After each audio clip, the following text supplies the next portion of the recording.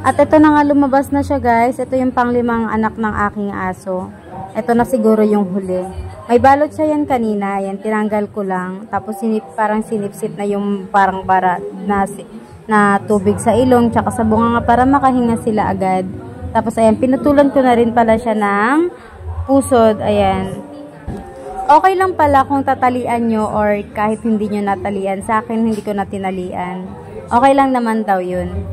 And tapos punas-punasan nyo siya. Yung mama dog is nasa ilalim pa ng kama, ayaw pa niyang lumabas. Siguro may ilalabas pa yun or baka nagpapahinga. Lalabas din yun mamaya guys para tignan yung baby niya.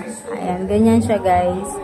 Ako first time ko nga palang magkaroon ng mama dog tsaka magpaanak ng aso. At tsaka sa una talaga medyo kakabahan ka, tapos pag pangalawang ano naman, nalabas na ng tuta. Ayan, mawawala na yung kaba mo, parang normal na lang. Ayan, ginawa ko kanina. Akala ko nga talaga kanina, patay yung isa. Ayun pala, may balot pa. Pag may balot, tanggalin nyo agad yun. Kayo na lang yung pumunit kasi si Mama Dog, unahin niyang kakainin yung parang kasunod ng tuta. Yung kasama niyang lumalabas. Kailangan pala dito, ang ginagamit yung gunting is dapat sigurado nyong malinis. Kasi may tendency na baka may infection yung pusod ng ating fur baby. Ayun, kaya kailangan dapat malinis. At ito na nga, dinidilaan na ni Bella si baby niya.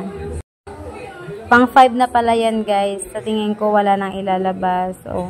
So, bale, 3 babae, tsaka 2 lalaki yung nilabas niya. Ayan. Bilib ako kay Bella kasi napaka-strong niya. Baby ko kasi yan eh. Hindi ko akalain na may lalabas niya lahat. Ayan. Thank you, Bella. Hindi mo pinahirapan si Mami. Ayun lang, guys. First, pag una talaga medyo nakakakaba pa talaga. Pero, kapag yung pangalawang tuta na, baliwala na talaga. Kasi ako, ayan, kanina talaga kinabahan ako. Tapos yung pangalawa, wala na. Nawala na yung kaba. Ayan lang guys. Proud naman ako kay Mama Dog kasi ayan, kinaya din niya.